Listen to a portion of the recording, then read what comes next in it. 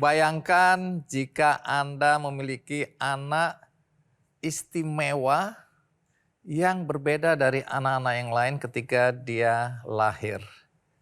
Bagi sebagian orang, kalau memiliki anak dengan Down syndrome misalnya, atau anak yang tidak bisa melihat sejak dia kecil, tentu reaksinya berbeda-beda. Ada yang bisa menerima, ada yang marah pada Tuhan. Saya tidak tahu cobaan apa yang ada dalam hidup Anda, tetapi ini adalah cerita bagaimana para orang tua yang memiliki anak istimewa seperti ini mampu bangkit dan kemudian bahkan mendorong anaknya untuk tumbuh dan berkembang sebagaimana layaknya anak-anak lainnya. Nah, kisah ini akan saya bagikan di episode Kick Andy kali ini dengan harapan Anda bisa terinspirasi, bisa termotivasi untuk bangkit jika menghadapi keadaan yang mungkin tidak sebagaimana yang Anda harapkan. Siapa narasumber kita hari ini? Mari kita sambut Namira Siregar dan Nini Andrini.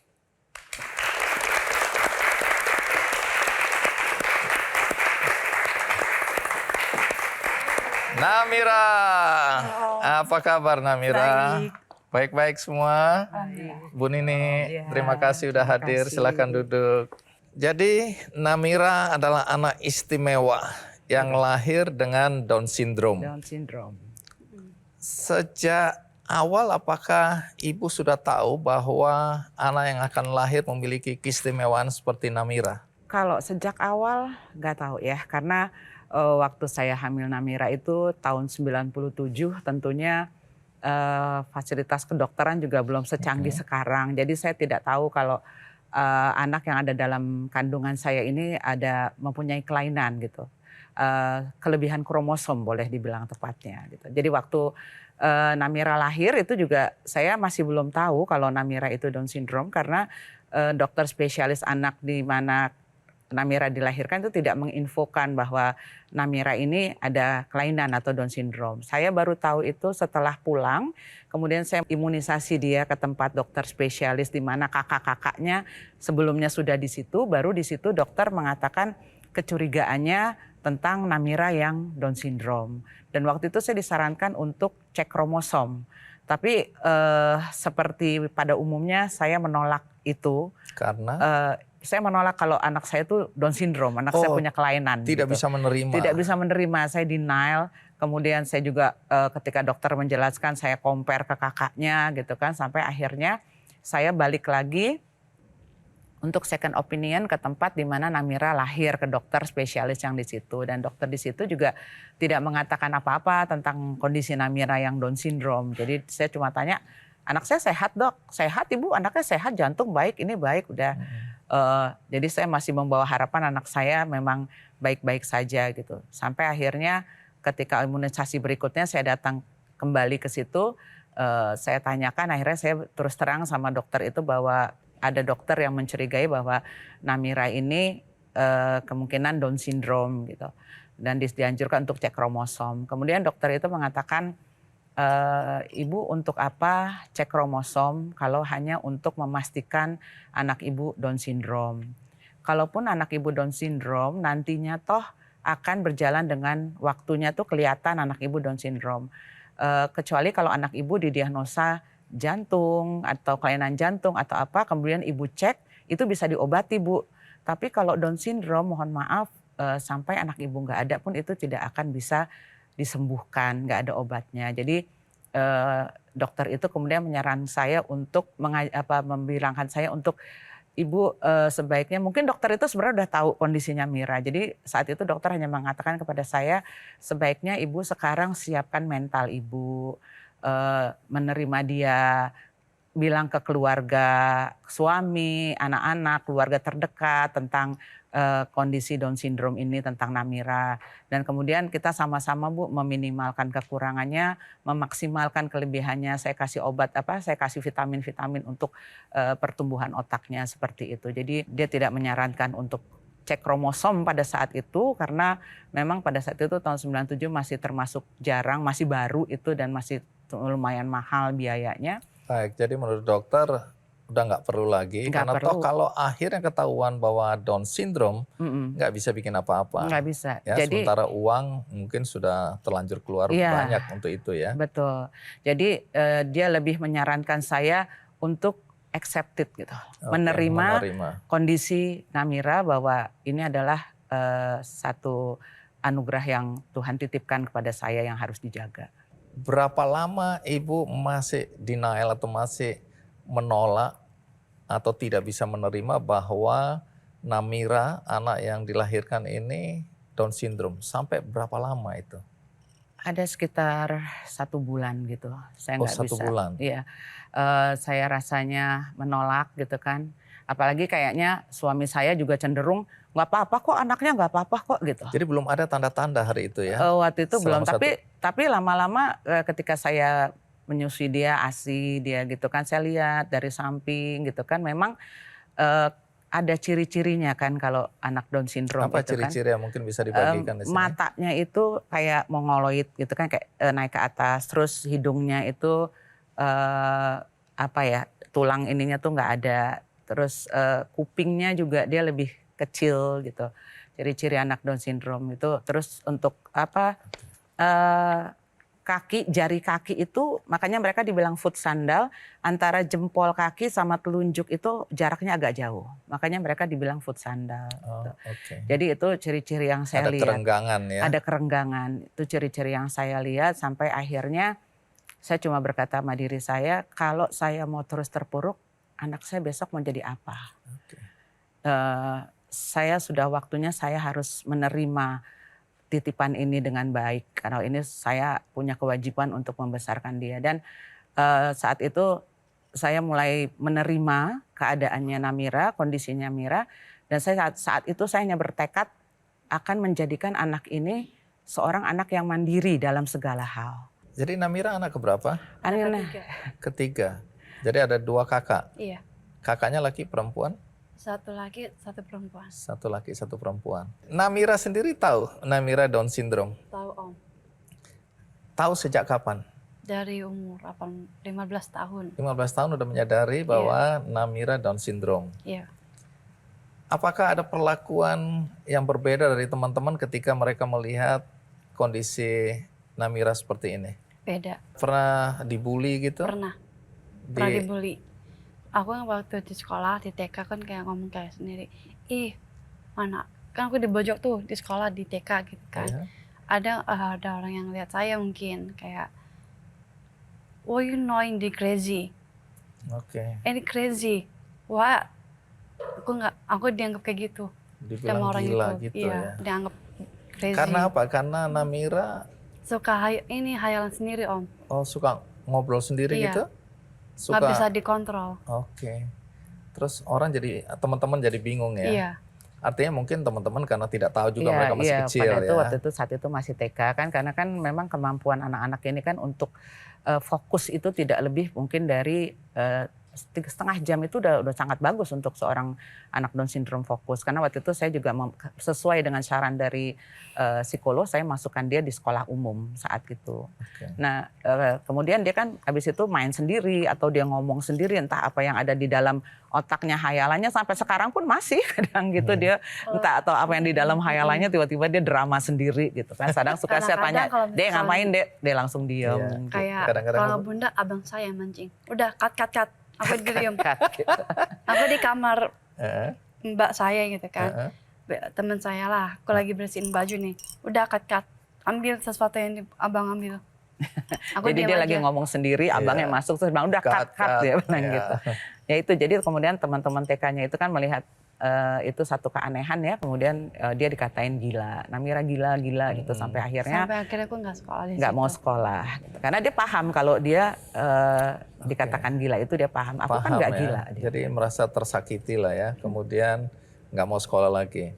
Jadi saya ingin orang-orang tahu ada sejumlah prestasi yang diraih oleh Namira ya. Betul. Nah nanti Ibu cerita bagaimana mendorong sampai pada prestasi yang menurut saya luar biasa. Belum tentu anak-anak lain juga mampu untuk mencapainya ya. Jadi Namira ini pernah jadi model ya. Di ajang apa? Nah saya ingatkan aja ya. terlalu panjang soalnya. Jakarta Fashion Week.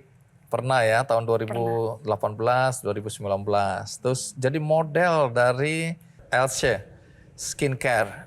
Wah, jadi model ini ya. Kemudian ada model iklan Provider Access. Model dari Pop Bella. Ya. Terus ada model mini film Cintabilitas. Itu apa itu?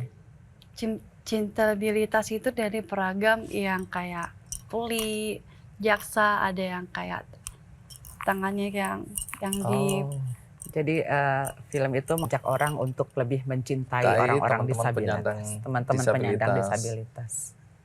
Produksi HWDI ini apa nih? Himpunan Wanita Disabilitas Indonesia. Oh, Himpunan Wanita Disabilitas Indonesia. Iya.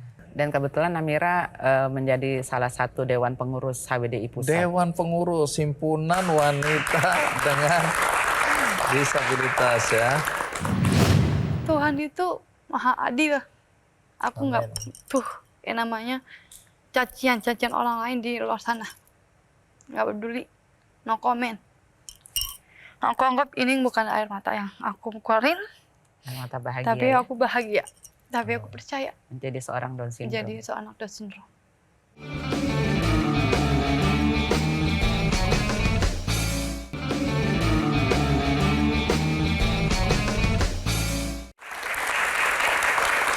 Luar biasa ya. Jadi kalau dilihat Namira ini aktif juga ya.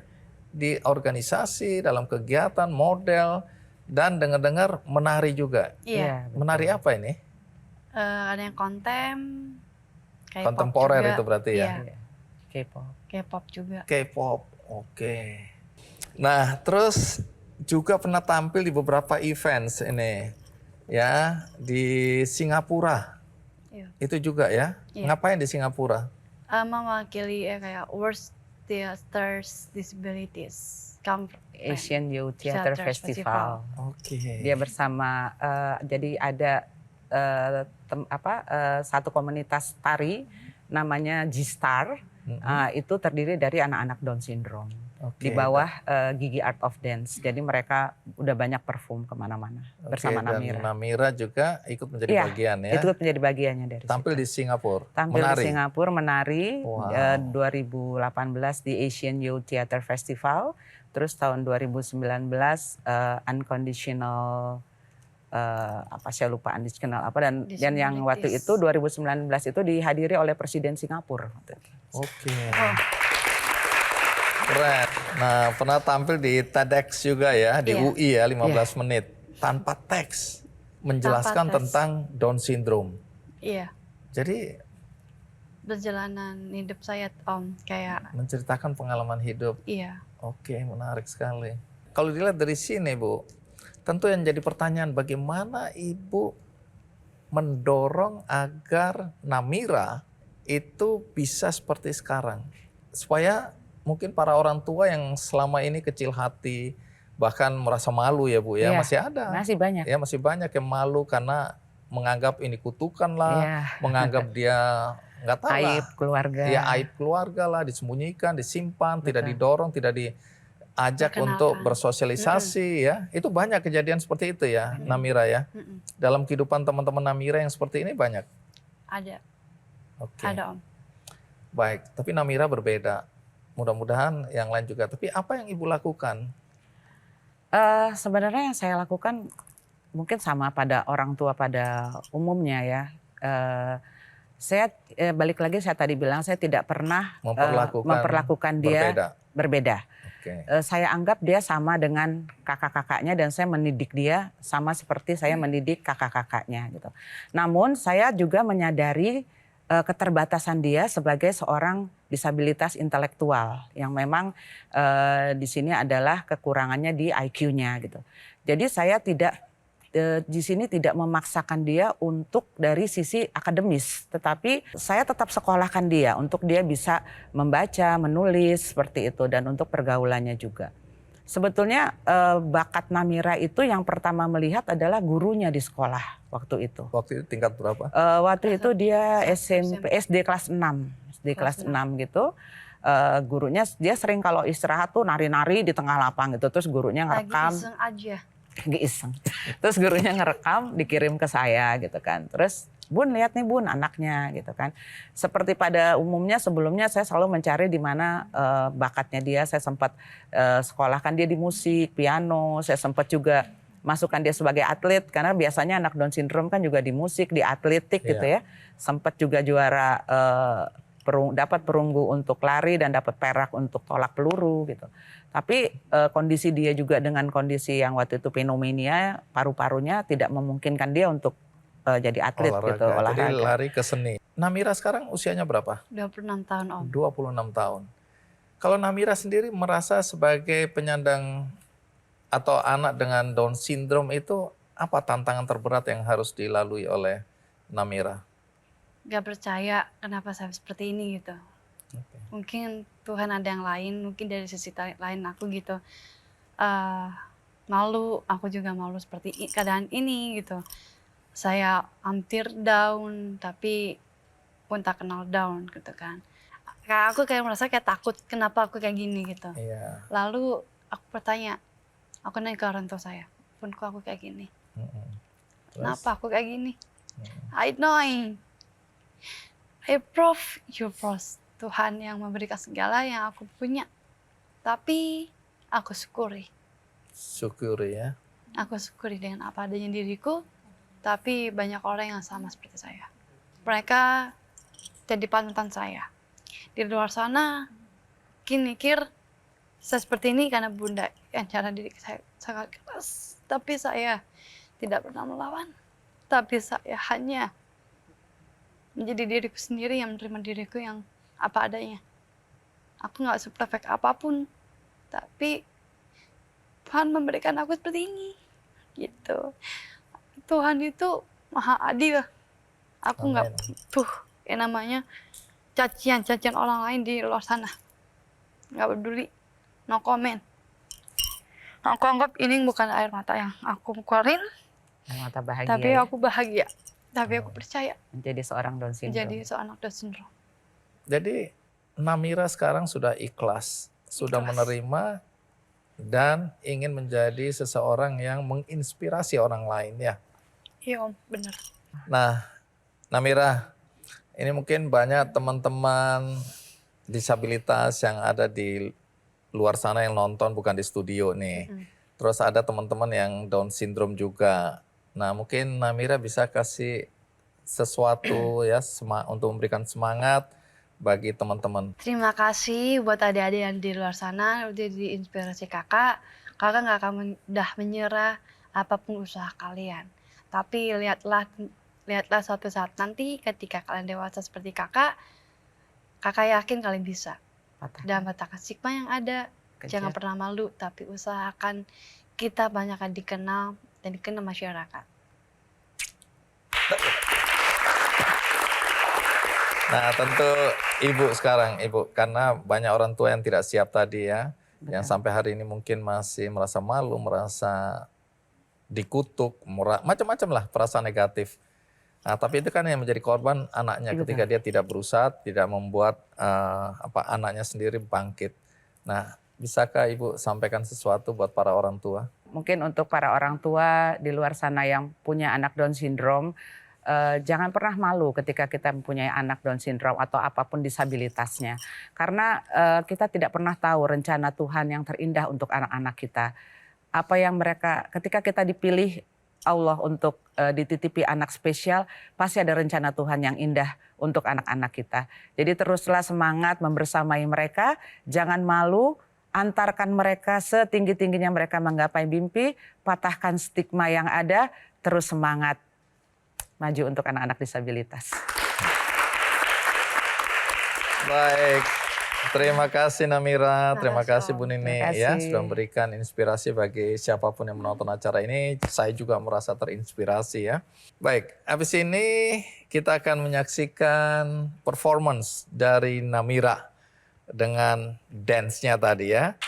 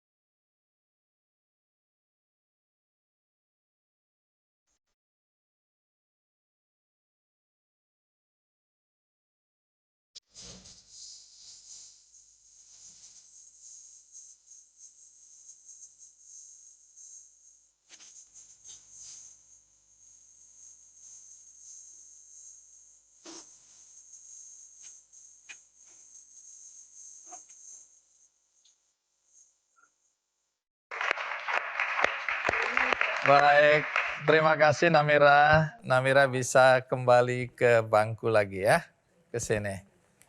Iya.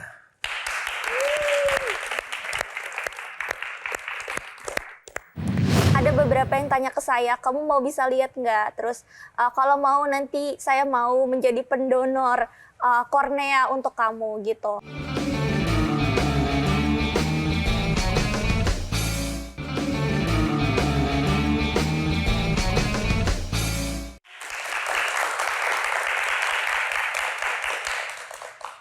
Tadi kita sudah menyaksikan perjalanan hidup seorang ibu dan anaknya dengan Down syndrome dan bagaimana mereka mengatasi tantangan-tantangan dalam hidup dengan segala keterbatasan yang dihadapi atau yang dialami oleh sang anak. Nah, kali ini saya juga mengundang ibu dan anak yang juga dengan tantangan yang berbeda tetapi tidak mudah. Nah, kisah ini sekali lagi semoga memberikan inspirasi bagi kita, memberikan semangat bagi kita bahwa apapun tantangan dalam hidup kita akan mampu melalui ketika kita menyadari dan kita mengikhlaskan apa yang terjadi dalam hidup kita. Dan itulah yang dialami oleh ibu dan anak yang akan segera menjadi tamu kita kali ini, yaitu Rachel Siloam dan Ibu Sri Mukti Handayani.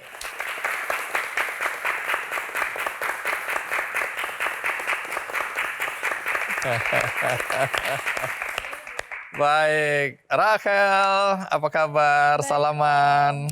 Oh iya, tongkatnya diberesin dulu ya. Oke, Ibu, terima kasih. Sama-sama sini. Ibu Sri ya. Mari silakan duduk.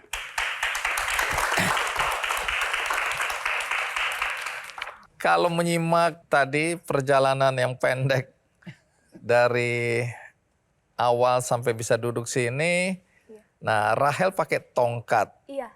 Berarti Betul. Rachel tidak bisa melihat. Betul sekali Om Andi. Oke, apa yang terjadi dengan mata Rachel ini? Saya terlahir prematur di usia kandungan ibu saya hampir menginjak 7 bulan. 7 Jadi bulan. dengan berat badan waktu itu 9 ons. Dan itulah yang terjadi pada saat ini. Kalau boleh tahu ceritanya sedikit Bu Sri ya. Waktu lahir apakah Ibu sudah tahu bahwa Rachel tidak bisa melihat?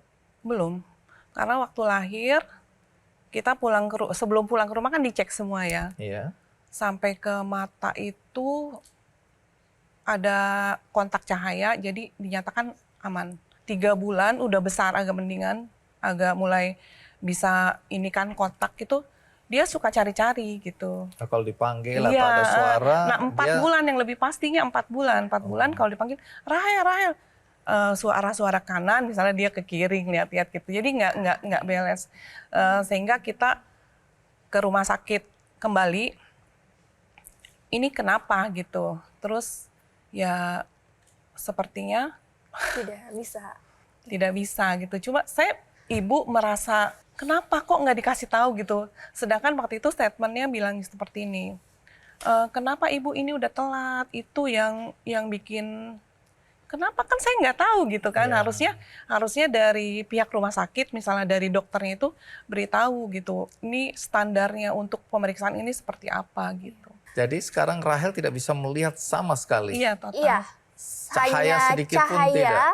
tapi berupa sinar terang gelap saja. Katanya sempat ada usul untuk operasi ya mata waktu itu. Iya, sempat ada usul operasi ya. Bahkan ada beberapa yang tanya ke saya, kamu mau bisa lihat nggak? Terus kalau mau nanti saya mau menjadi pendonor kornea untuk kamu gitu. Dan tapi saya pikir adalah karena ini permasalahannya ada di retina, sehingga bukan seperti case-case yang pada umumnya dengan cangkok kornea langsung bisa, karena ini adalah kasusnya adalah di retina mata. Dan kalaupun operasi waktu itu dokter belum menjamin bahwa kesembuhannya akan ada gitu. Jadi ya kita tidak ambil resiko untuk operasi. Nah, kalau ibu ya, ini setelah tahu bahwa anaknya tidak bisa melihat, berapa lama ibu baru ikhlas ini menerima kenyataan anakku ya tidak bisa melihat dan aku harus menerimanya? Itu berapa lama? Di usia 6 bulan, ke dokter yang terakhir menyatakan bahwa dia memang betul-betul buta total. Di situ saya pulang dari rumah sakit nangis jadi-jadinya, nangis lah pokoknya. Terus saya berdoa, terus saya langsung ini harus diterima. Dari situ saya langsung bangkit. Oke, jadi ibu dari situ ibu bilang aku harus bangkit.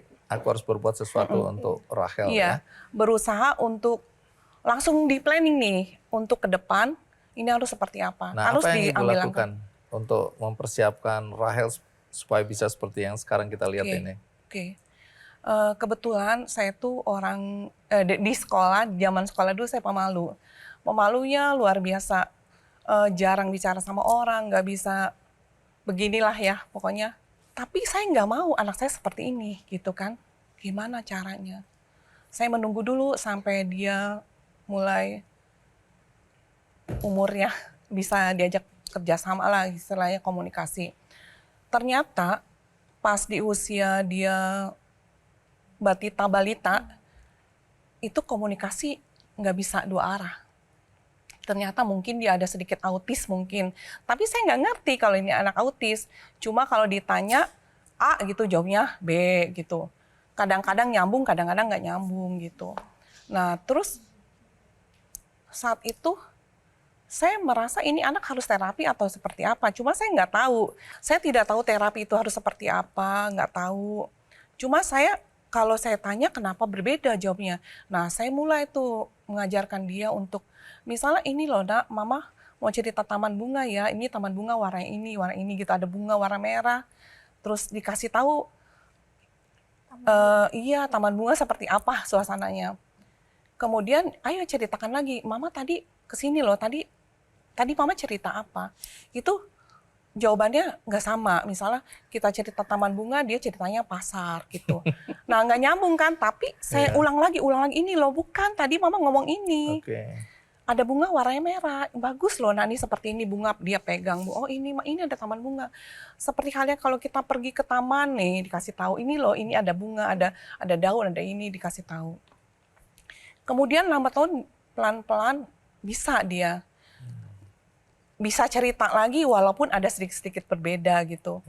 Cuma saya pikir gini, ini harus diarahkan untuk menulis gitu. Tapi kan belum bisa menulis. Nah, jadi pada saat dia sudah bisa menulis, baru saya ajarkan untuk menulis. Menulisnya gimana? Menulis cerita. Misalnya saya cerita begini-gini, terus Rachel tulis apa loh, tadi mama ngomong apa. Nah, udah nulis dia. Masih salah, diulang lagi. Itu pakai braille kan ribet kan, kalau misalnya salah gitu nggak bisa dihapus kayak kita. Jadi gini caranya. Terus itu sampai umur berapa? Itu umur 6 tahun dia udah bisa nulis. Komunikasi udah. Nah, Rachel ini sekolahnya sekolah umum atau sekolah luar biasa? Lagi SD bisa baca tulis itu di SLB, jauh dari rumah saya. Kemudian pindah ke SD, tidak ada yang menerima. SD umum ini? Iya, tidak ada karena mungkin karena nggak ada guru yang khusus, mereka nggak bisa nangani ya. Benar. Akhirnya saya bawa pulang lah, pokoknya saya ngajarin di rumah. Oh, kalau sekarang homeschooling gitu ya? Iya. Pada saat usia SD, usianya sudah mencapai harus lulus SD, itu saya ikutin kejar paket. Ikut kejar paket, dapat ijazah, kemudian saya taruh di asrama. Asrama tunanetra di PSBN Cahaya Batin. Itu saya taruh di situ untuk dia bisa belajar. Dia bingung, mah kenapa kok aku ditaruh di sini? Iya nak, biar Rahel belajar biar pintar. Lebih berdikari Iya, gitu. Oke, lebih mandiri, Iya, berdikari ya. betul. Baik. Jadi sekolahnya secara formal tadi Mulai dari SMP. SMP. Iya. SMP Di SMP umum. Iya. umum, SMA, SMA umum juga Om. sekarang kuliah. Sekarang kuliah. Kuliah di mana? Saya kuliah di Universitas Islam Asy-Syafi'iyah di Jatiwaringin. Sudah semester berapa? Sudah semester 6. Ambil jurusan apa? Ambil jurusan bimbingan dan konseling Om. Bimbingan dan Iya, pendidikan. Iya. Baik. Itu pilihan sendiri atau Sangat pilihan sendiri Om. kenapa memilih jurusan itu? Karena saya dari kecil, ini Om, ini menarik ya. Karena dulu saya punya hambatan komunikasi ya. Karena bukan cuma komunikasi aja, punya perilaku berulang gitu kan. Yang ada keanehan gitu kan. Nah, akhirnya awalnya dari mama suka mengikuti support parenting gitu Om. Jadi kelas-kelas parenting. Nah, cuman karena anak ini harus belajar caranya ngomong tuh gimana, berkomunikasi. Akhirnya saya berawal mulai dari saya sering diajak-ajak waktu kecil. Jadi awalnya dulu ini saya sering diajak-ajak, diikutin, bahkan ditaruh di depan Om. Jadi usia saya masih 6 tahun pada saat itu saya ditaruh di depan, di mana barisan semua itu orang tua semua. Ya, jadi berawal dari situ, kemudian seiring bertambahnya usia saya kok mulai tertarik ya. Nah, akhirnya saya mulai mendalami. Di asrama kita punya perpustakaan Om, di mana buku-bukunya braille semua. Nah, saya mulai mencari buku-buku psikologi. Saya baca semua literaturnya, hampir entah berapa buku ya. Nah, setelah itu barulah saya mulai menekuni. Awalnya pengen jadi psikolog Om, tapi memang Tuhan belum berkehendak. Ya. Tapi Tuhan mungkin punya rencana lain dalam hidup Rahel ya. Karena sekarang dengar-dengar udah jadi pembicara, ya udah jadi konselor. Ya, semua dengan izin Tuhan, semua dengan izinnya Allah. Amin. Seharusnya orang tua ajak anaknya ke playground, taman bermain atau ke tempat les, Bukan ya. ke Tapi seminar. diajak ke seminar-seminar. Iya. Seperti itu.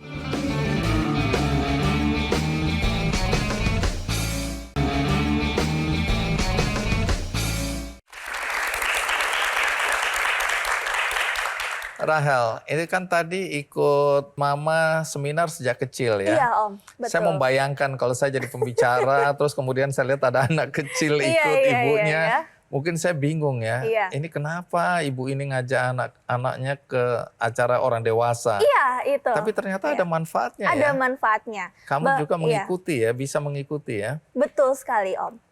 Iya, bahkan dulu kalau saya membayangkan masa kecil saya, seharusnya orang tua ajak anaknya ke playground, taman bermain atau ke tempat les, Bukan ya. ke Tapi seminar. diajak ke seminar-seminar. Iya. Seperti itu. Tapi justru itu mengubah paradigmamu ya, mengubah mindsetmu dan kemudian membentuk mimpimu yang seperti sekarang ya. Luar biasa Om. Baik, Rahel dengan jurusan pendidikan yang Rahel pilih sendiri ya. Jadi tidak ada yang memaksa ini ya. Sama sekali tidak ada Om. Baik. Rahel sebenarnya ingin jadi apa? Atau berkarir di bidang apa nantinya ini? Jadi saya merasa sekarang saya lagi dalam pencarian identitas saya mau kemana? Karena saya senang menekuni public speaking, Om Andi. Dari umur 17 tahun senang sekali saya belajar tentang public speaking sampai saya dapat kesempatan untuk bisa menjadi bersiaran di RRI di setiap hari Sabtu di program Kita Setara. Wow. Itu adalah satu kesempatan yang oke saya ambil gitu ya, dan saya mencoba untuk membuat tulisan dari mulai artikel. Sekarang ada beberapa artikel yang alhamdulillahnya sudah terbit, dan kemudian nah ini kalau dibilang cita-cita atau impian, saya pengen menyuarakan tentang hak-hak disabilitas ya Om. Apa hak-hak disabilitas ini? Ini terutama lebih kepada disabilitas intelektual Om. Oke. Karena saya merasa saya banyak menemukan Om, entah itu dimanapun yang saya berada, saya pernah menemukan beberapa kaum disabilitas intelektual atau mungkin ada juga yang slow learner. Nah, kenapa saya kok berfokus sama anak-anak yang seperti ini, sedangkan di luar dari kondisi saya kan gitu. Saya sangat merasa miris ketika kita sering mensosialisasikan, menciptakan lingkungan inklusif. pendidikan inklusif. Tapi pada kenyataannya, bahkan di kalangan disabilitas sendiri, disabilitas intelektual seringkali tidak dihargai, Om. Karena sering dianggap lambat dan lain sebagainya. Dan saya mau bahwa kita sebenarnya bisa kok untuk setidaknya kalaupun kita tidak bisa membantu mereka, kita rangkul mereka gitu. Baik, tapi harus ada kesadaran juga dari teman-teman disabilitas untuk memperjuangkan hak-hak mereka ya. Betul, Om. Dan nah, itu yang iya. iya. Itu yang saya lakukan juga di konten-konten saya juga gitu. Nah, kalau Iya. bicara konten-konten ini kan Rahel salah satu konten creator ya yang juga dikenal di media sosial. Kalau boleh tahu akunnya atau platformnya? Aduh, saya bikin konten itu di beberapa platform, Om. Di TikTok, di sama namanya Rahel Siloam, di Instagram. Kemudian ada juga podcast di Spotify. Nah, konten-konten apa yang Rahel sampaikan di platform-platform itu tadi? Kalau untuk konten selain untuk edukasi untuk anak berkebutuhan khusus, lebih ke mental health, Om. Karena saya berasal dari bimbingan dan konseling, maka saya perlu untuk bisa juga mensosialisasikan tentang psikologi gitu. Nah, kita masuk ke buku di tanganmu.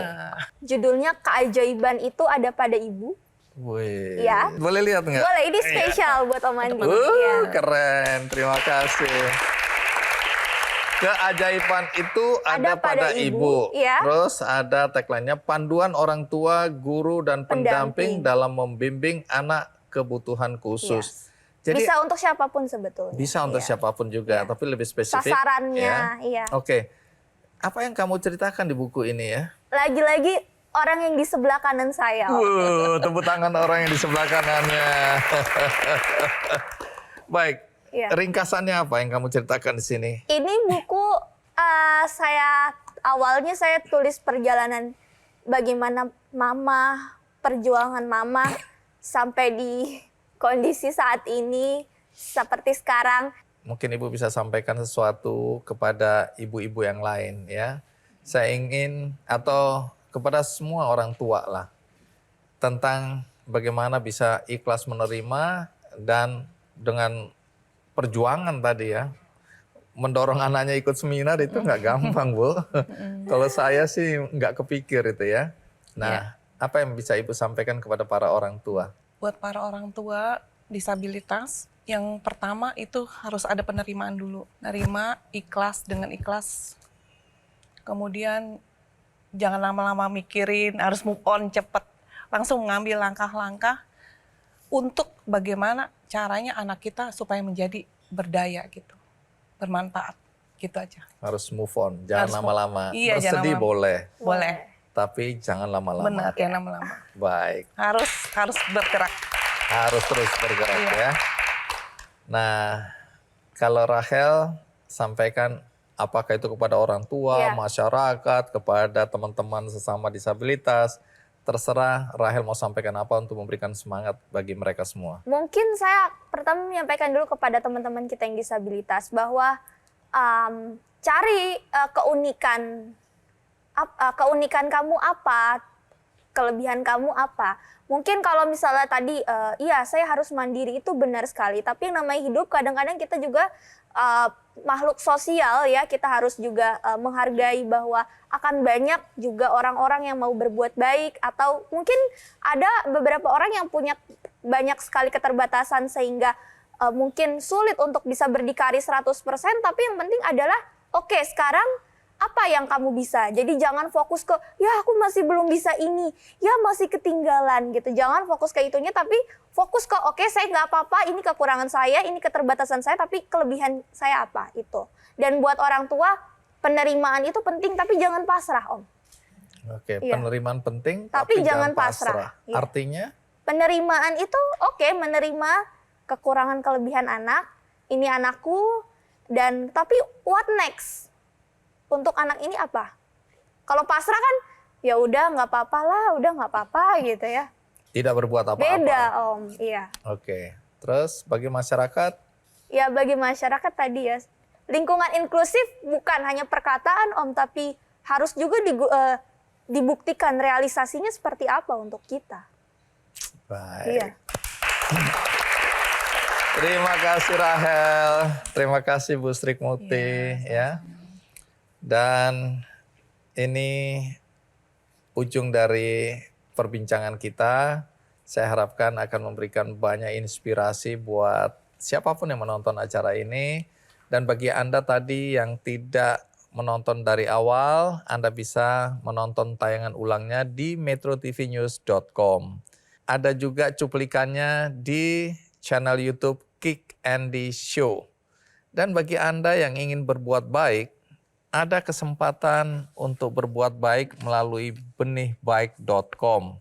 Di sana ada penggalangan dana untuk membantu seorang nenek namanya Mbah Juminem yang sebatang kara di Kabupaten Kulon Progo, Yogyakarta. Jadi nenek ini juga penyandang disabilitas, lengannya hanya sebatas siku.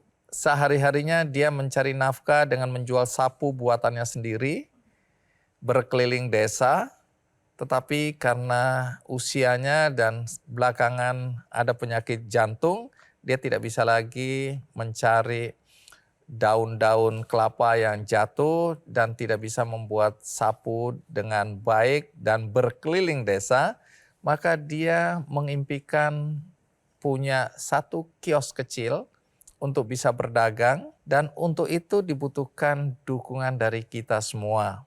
Kalau Anda tergerak hatinya, Anda bisa klik benihbaik.com, Anda cari penggalangan dana dengan judul Lansia Difabel, Hidup Sebatang Kara, Jualan Sapu Lidi.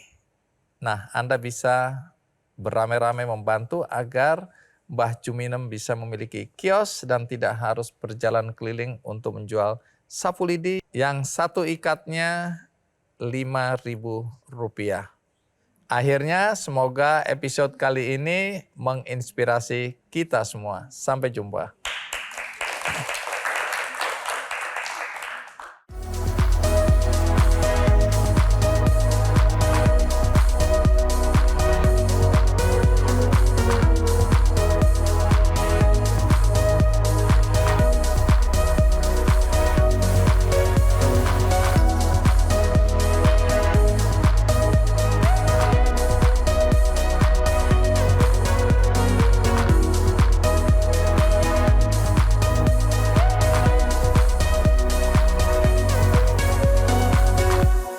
Baru mendapatkan informasi. Download Metro TV Extend sekarang.